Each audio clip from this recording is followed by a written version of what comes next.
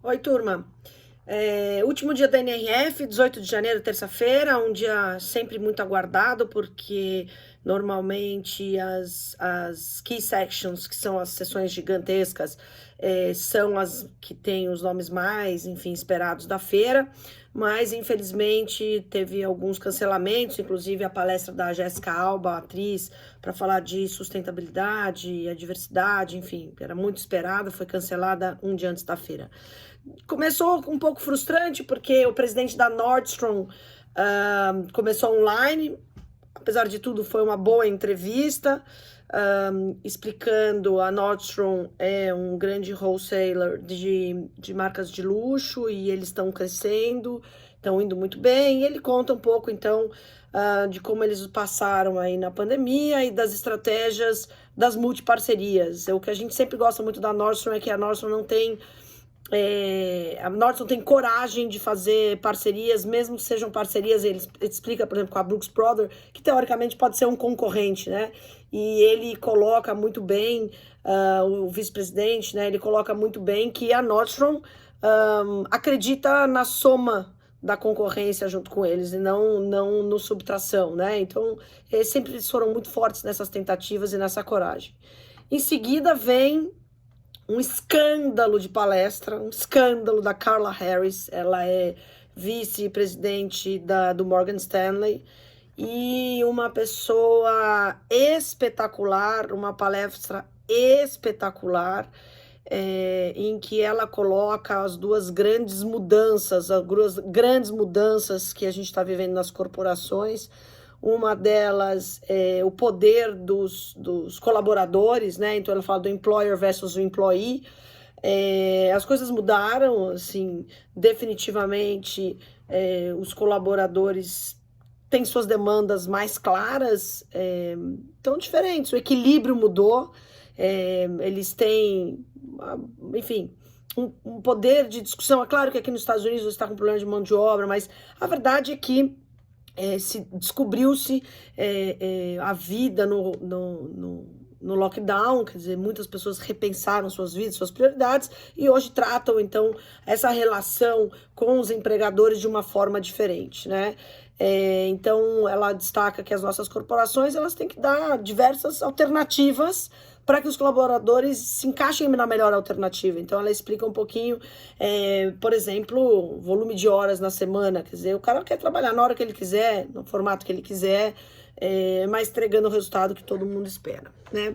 E aí ela fala um pouquinho também do shift entre voice e choice, né?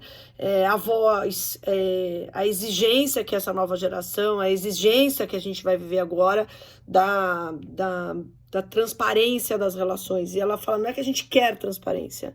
Nós, milênio, geração Z, demandamos transparência, né? E a outra coisa é a escolha. E é uma verdade, o consumidor sai dessa pandemia querendo comprar em qualquer lugar, pagar em qualquer lugar, qualquer tipo de tecnologia, qualquer tipo de entrega. Então, as empresas vão ter que se encaixar em qualquer canal, em qualquer tecnologia, em diferentes plataformas, em diferentes formas de entregar, né? Então, a transparência das relações, a transparência com o consumidor e o volume de alternativas que a gente tem que dar para os consumidores hoje muda radicalmente a forma que as empresas têm que trabalhar. E depois ela fala das 8 pérolas da liderança, e isso eu vou deixar para uma próxima vez, porque realmente uma coisa espetacular a forma como ela coloca os pontos que são, como ela acredita que as lideranças vão ter que lidar daqui para frente. E ela sempre traz um balanço de como nós éramos, né?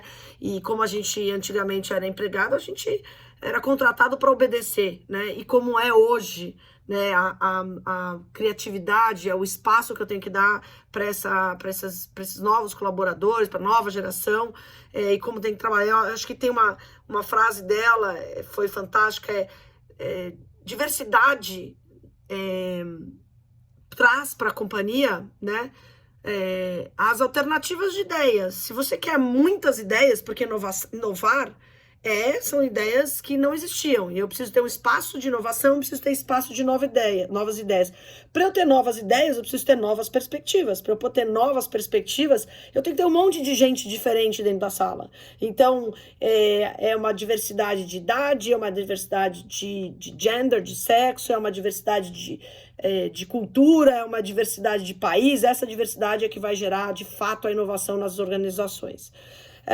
Depois teve uma apresentação, uma palestra ok de sustentabilidade, mas que o entrevistado foi muito bem, que é o CEO da IKEA nos Estados Unidos, né? Uma história muito interessante.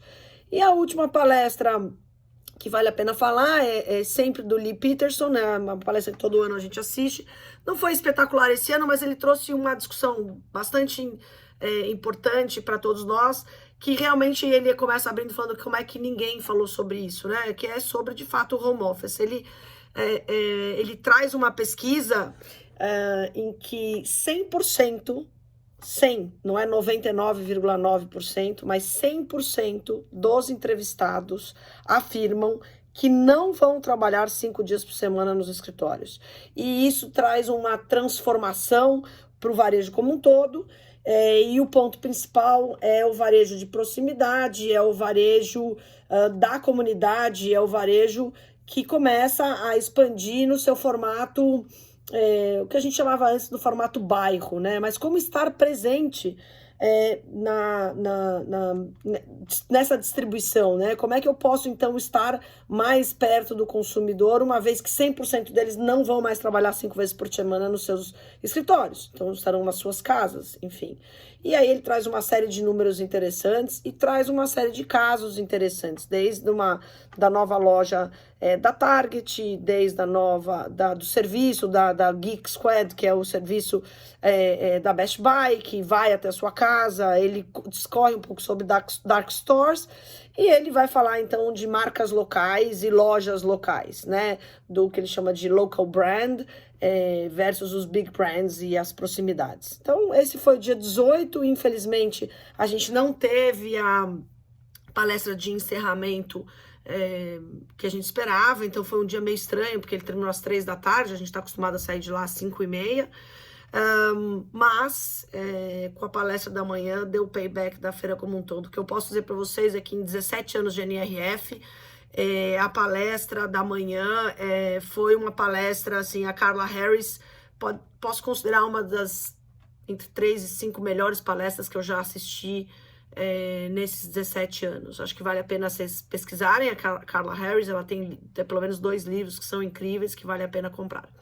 Voltando para o Brasil, eu vou compilar tudo isso, a gente já está aí quase tudo pronto para o pós-NRF, e a gente entra em contato com vocês. Um beijo para todo mundo, amanhã é dia de Vista Loja, a gente vai postar as fotos, vai mostrar um pouquinho do que tem de novidade por aqui. Um grande beijo para todo mundo e até amanhã.